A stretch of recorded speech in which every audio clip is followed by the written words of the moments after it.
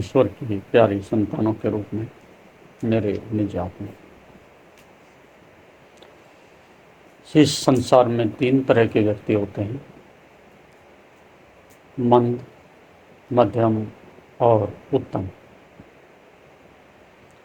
मंद का अर्थ है कि जो अपने शरीर से बंधा हुआ, जिसके जीवन में केवल शरीर और शरीर और शरीर, इसके अलावा उसके जीवन में कोई रूपांतरण नहीं होता। शरीर के तल पर पैदा होता है, शरीर के आसपास घूमता है और संसारिक भोगों में समाप्त हो जाता है। इस प्रकार का संसार में बहुत बड़ा वर्ग है, जिसके कारण मनुष्य इस परम अमृत से, इस उत्सव से, इस पर्व से, इस आनंद से वंचित रहता है। ऐसा हुआ कि एक तालाब के अंदर वृक्ष, उसकी जड़ों में काफ़ी लंबे समय से कुछ कीड़े रहते थे और वो कीड़े एक एक करके वहाँ से उठते, रेंगते हुए बाहर आते और बाहर खिले हुए कमल के फूलों पर जैसे ही वो बैठते, उनमें पंख निकलते और उनका विकास होता और वो एक फूल से दूसरे फूल पर उड़ करके आकाश में मुक्त होकर के और चारों तरफ दिशाओं में घूमने लगते। इस प्रकार से लंबे समय से वो कीड़े इस प्रकार से आते रहे, जाते रहे, आते रहे, जाते रहे, लेकिन उसमें से कोई भी कीड़ा वापस नहीं लौटा। आपस में उन कीड़ों ने बात की कि हम में से कोई वापस आकर के ये नहीं बताता कि बाहर जाने के बाद क्या होता है, बाहर की दुनिया कैसी है, बाहर के अनुभव कैसे हैं। उसमें से कितनों ने इस प्रकार का वादा किया कि हम लौटेंगे, हम बताएंगे, लेकिन ये बात असंभव थी। जो चीज़ जड़ों से बंधी है, शरीर से बंधी है, वह कभी आकाश की यात्रा की खबर नहीं देती। तो वह कीड़े जब बाहर आते, उनमें पंख निकलते और वो आकाश में उड़ जाते। वो भूल भी जाते कि हम कभी जड़ों में थे, पानी में थे, तलहटी में थे, शरीर में थे। इस प्रकार से मनुष्य के शरीर की यह अवस्था है कि जब आप शरीर से आबद्ध होते हैं तो आपके पंख विकसित नहीं होते, आपके आकाश में उड़ने की संभावनाएं समाप्त हो जाती हैं। इसलिए हमने इतना विरोध किया है भौतिक जगत का, इस शरीर का, शरीर की आसक्ति का, सांसारिक मोह का। उसका एक ही कारण है कि ये घाटे का सौदा है। जैसे ही आप शरीर से बन जाते हो, आप संसार की हर चीज़ को अपने आसपास रोक लेना चाहते हो। प्रत्येक वस्तु को अपने उपभोग के लिए, अपने व्यक्तिगत स्वार्थ के लिए प्रयोग करना चाहते हो। सब कुछ आप अपने अंदर ही हजम कर लेना चाहते हो, जिसके कारण से सृष्टि के प्रवाह का, उसका उल्लंघन होता है और आपकी ऊर्जा के स्रोत बंद हो जाते हैं। इसलिए जैसे जैसे आप शरीर के यात्रा से आगे बढ़ते हैं, दूसरी अवस्था मंद मध्यम होती है। अब आप मन के तल पर आते हो, जो कि मध्यम है।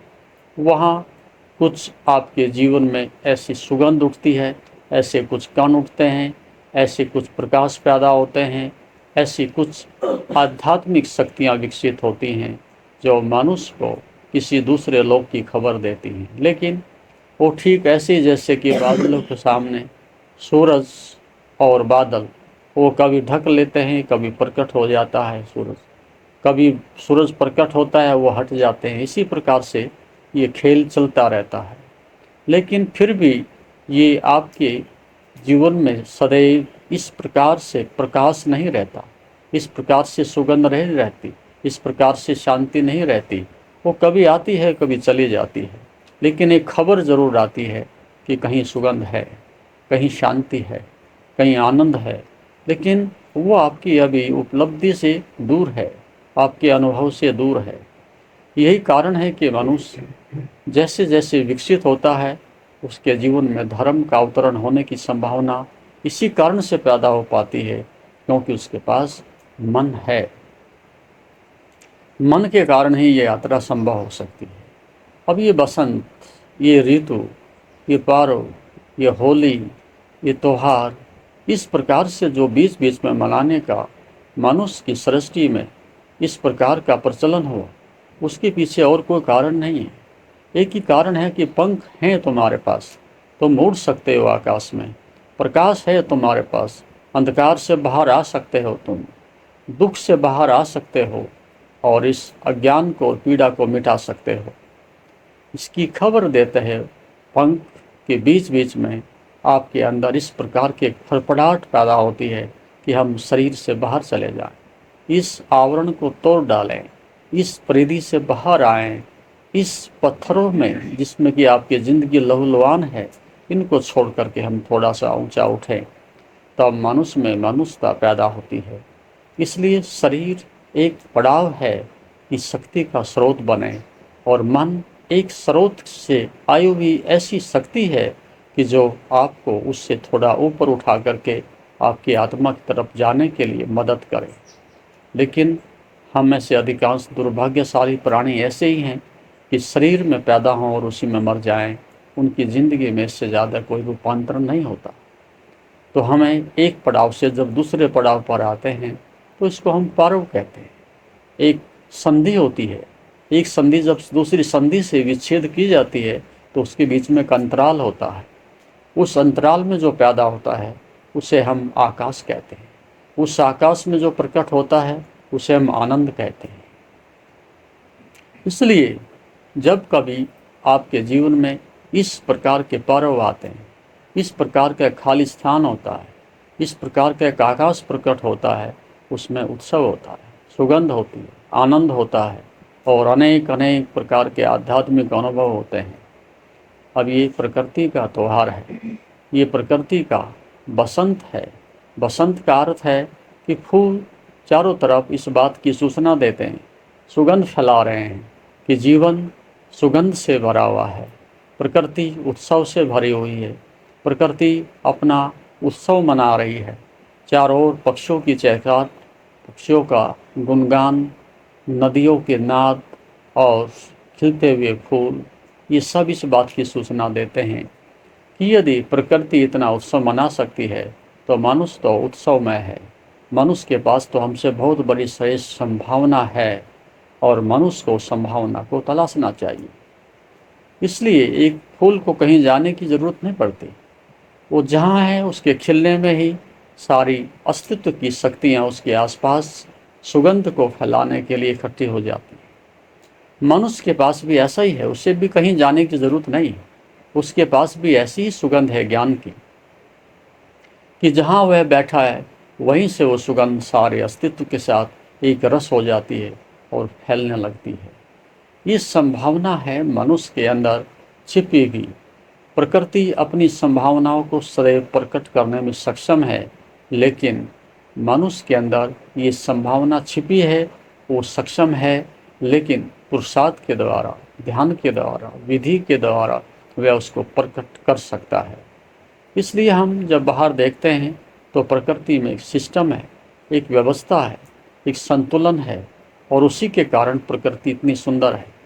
जब वही संतुलन आपके जीवन में आता है, ये जीवन भी ऐसा ही सुंदर होता है। लेकिन अब आपके जीवन में न शरीर का संतुलन है, न मन का संतुलन है, न भोजन का संतुलन है, न शिक्षा का संतुलन है, कोई संतुलन ही नहीं है। तो दुख का और कोई कारण नहीं। दुख का अर्थ है आप असंतुलित हो गए हो, और आनंद का अर्थ है कि आप संतुलित हो। इसलिए समस्त योग ने और धर्म ने इस प्रकार की विधियाँ खोजी हैं कि जो सदैव एक आपके अंदर संतुलन बनाने की कोशिश करते।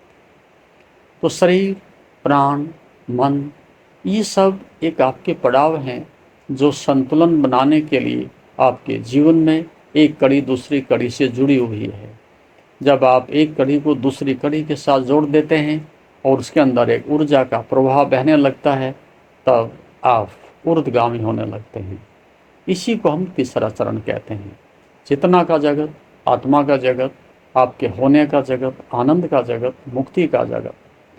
उत्तम वही है जो इस प्रकार की दलदल से, कीचड़ से, पदार्थ अवस्था से, एक आसक्ति और मोह की अवस्था से उठ करके मनन तक आता है, और उस आत्मा के मनन से, चिंतन से, तत्व से, अनुसंधान से मनुष्य उस तीसरी अवस्था तक पहुंचता है जहां मनुष्य अपने उस प्रकाश से उस आनंद से भर जाता है और जीवन में उसके सतत उत्सव रहता है।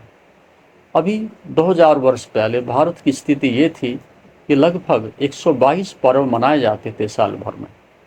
किसी न किसी प्रकार से कोई ना कोई बहाना हम खोज लेते थे, कभी प्रकृति से, कभी फसलों से, कभी मनुष्य से, कभी जल से, कभी देवताओं से, कितने ही कितने प्रकार से हमने इस प्रकार का आयोजन किए थे। लगभग हर तीसरे दिन कोई ना कोई मनुष्य के जीवन में एक ऐसा उत्सव होता था कि जिसमें मनुष्य को सम्मिलित होने से ऊर्ध्वगामी होने का अवसर मिलता था, अपनी परम चेतना को, जागृति को और अधिक प्रखर बनाने के लिए अवसर मिलता था। लेकिन अब वो चीज़ें धीरे धीरे विलुप्त होती चलेगी, धूमिल होती चलेगी और उस परंपरा की जगह अब मनुष्य ने मनोरंजन का एक साधन बनाया है। अपने खाने और पीने की सामग्री का मनुष्य ने एक साधन बना करके उस वास्तविकता को, उस अंतर्निहित आध्यात्मिक विकास की प्रक्रिया को बाधित किया है। इसलिए प्रत्येक प्रकृति इस बात का संदेश देती है, प्रत्येक पर्व, प्रत्येक त्यौहार इस बात का संदेश देता है कि जीवन उत्सव है, जीवन आनंद है, जीवन रंगों से भरा हुआ है, जीवन सुगंध से भरा हुआ है और तुम्हें उसे जीना चाहिए और तुम्हें उसमें डुबकी लगानी चाहिए। जब तक तुम ऐसा नहीं करते तो उस पत्थर की भांति है कि जब सदैव जल के अंदर तो रहता है लेकिन उसके अंदर एक बूंद भी पानी अंदर की नहीं जाती, एक बूंद से वह वंचित ही रहता है। ठीक ऐसी स्थिति मनुष्य की है। आपके अंदर परम है, आनंद है, सच्चिदानंद है, प्रकाश है, लेकिन आप उस पत्थर की भांति हो कि जो उस पानी को ग्रहण करने में सक्षम नहीं है। वही स्थिति मनुष्य की है। यदि आप ग्रहणशील बनते हैं, आप स्मृतिवान बनते हैं, धैर्यवान बनते हैं, संयमी बनते हैं और ध्यान की ओर अग्रसर होते हैं, उस अवस्था में आप उस पत्थर की भांति नहीं रहते, फिर बहुत अधिक संवेदनशील हो जाते हो, ग्रहणशील हो जाते हो, पारदर्शी हो जाते हो और फिर समस्त प्रकाश आपके अंदर से प्रवाहमान होने लगता है। इसलिए उस आध्यात्मिक विकास के लिए हम जड़ता को छोड़ें, शरीर से ऊपर उठें, शरीर की आसक्ति को त्याग दें, मन के मानसिक द्वंद्वों से, विकारों से, दुविधा से ऊपर उठें और उसको पारदर्शिता को अर्थात साधना के द्वारा उसके अंदर आई विकृति को दूर करते हुए हम उस तीसरे आयाम में प्रवेश करें, जो आपका स्वभाव है, जो आपकी मंजिल है, जिसके द्वारा आप जीवन को प्राप्त करके सभी कुछ प्राप्त कर लेते हो और आपका अंधकार और दुख सदैव के लिए समाप्त हो जाता है। इसलिए ऋषियों ने बहुत अनुसंधान करने के बाद आपके पास इस प्रकार की विधियाँ छोड़ दी हैं, इस प्रकार के साधन बना दिए हैं, जिससे जब चाहो आप मुक्त हो सकते हो। लेकिन उसके लिए पुरुषार्थ भी चाहिए, वैराग भी चाहिए, लगन भी चाहिए, प्यास भी चाहिए।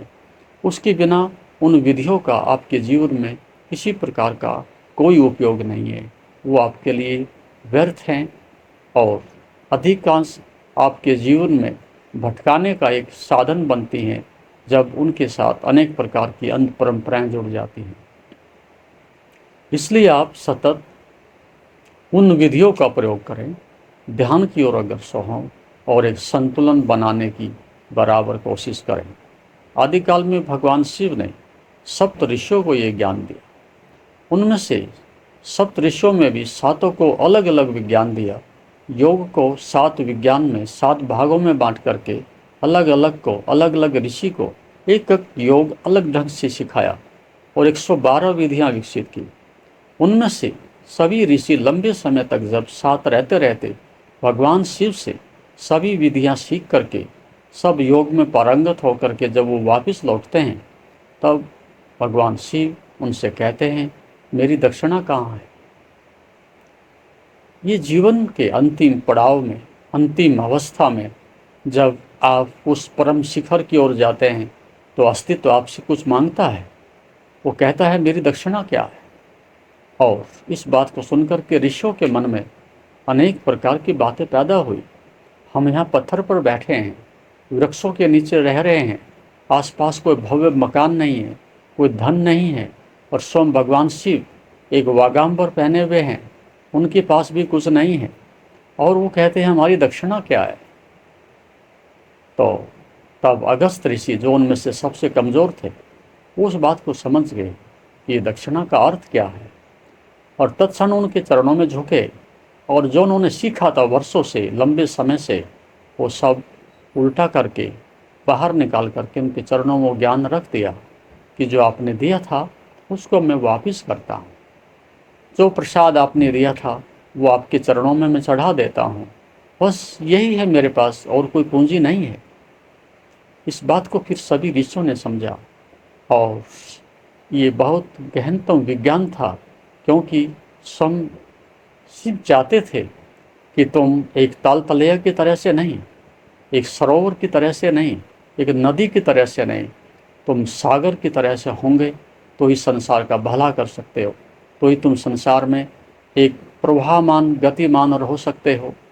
उसके लिए उन्होंने अंतिम उनसे परीक्षा ली कि तुम जो लेकर के जा रहे हो उस पर भी तुम्हारी मालिकियत नहीं होनी चाहिए, उस पर भी तुम्हारा दावा नहीं होना चाहिए। हम जानते हैं, इतना भी तुम्हें नहीं पता होना चाहिए। इसलिए उसको दक्षिणा के रूप में वापस लौटाने के लिए कहा कि ये अस्मिता भी वापस लौटा दो कि हमने कुछ सीखा है। तभी आपके जीवन में उत्सव होता है। इसलिए ये अवस्था तब आती है कि जब पंख लगते हैं। तीसरी अवस्था आती है और आप सब कुछ अस्तित्व में वापस लौटा देते हो। न शरीर मेरा है, न मन मेरा है, न धन मेरा है, न संबंध मेरे हैं। सब कुछ वापस लौटाने के लिए जब आप उद्यत हो जाते हो, उस अवस्था में ये उत्सव होता है, बसंत होता है, और ये पर्व मनाया जाता है, और तब जीवन उत्सव से, आनंद से भर जाता है। इस प्रकार से आपको सतत प्रयास करने चाहिए। ध्यान की विधियों से जीवन को निखारना चाहिए, तब करना चाहिए, और प्रतिपल समय और शक्ति का उपयोग करना चाहिए। तब एक दिन के लिए प्रतीक्षा नहीं करनी होगी। प्रतिपल आपका उत्सव होगा, प्रतिपल बसंत होगा, प्रतिपल होली होगी, प्रतिपल त्यौहार होगा, और तभी जीवन की सार्थकता होगी। ये हमारे लिए सांकेतिक रूप से है कि हम इस जीवन को जो आज जी रहे हैं एक दिन के लिए, इसको हम 365 दिन भी जी सकते हैं। ये इस बात का संकेत है। यदि आज हम उत्सव मना सकते हैं तो कल क्यों नहीं मना सकते? कल हम नाच रहे थे, गा रहे थे, तो हम आज क्यों नहीं नाच और गा सकते हैं? इस बात के लिए एक द्वार खुलता है, एक संभावना प्रशस्त होती है कि यदि आज हम उत्सव मना सकते हैं तो 365 दिन हमारे हैं। हम क्यों कंजूसी करें? हमें उत्सव मनाना चाहिए।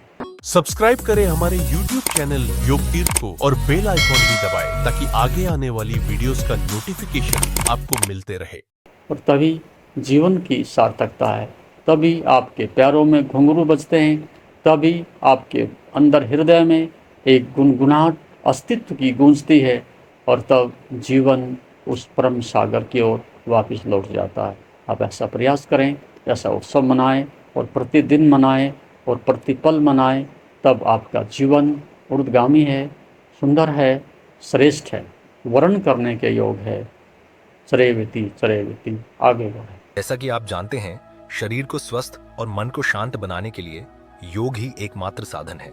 जीवन को योगमय बनाने के लिए व योग दर्शन के मर्म को आत्मसात करने हेतु गुरुदेव के आशीर्वचनों को श्रवण करें। उनके द्वारा दिया गया मार्गदर्शन आपके जीवन में सकारात्मक बदलाव लाएगा। अगर आप पतंजलि योग दर्शन सीखना चाहते हैं और इस प्राचीन ज्ञान को अपने जीवन में शामिल करना चाहते हैं तो हमसे संपर्क करें। हमारे योग सत्र न केवल आपके शरीर को स्वस्थ बनाएंगे बल्कि आपके मन और आत्मा को भी संतुलित करेंगे।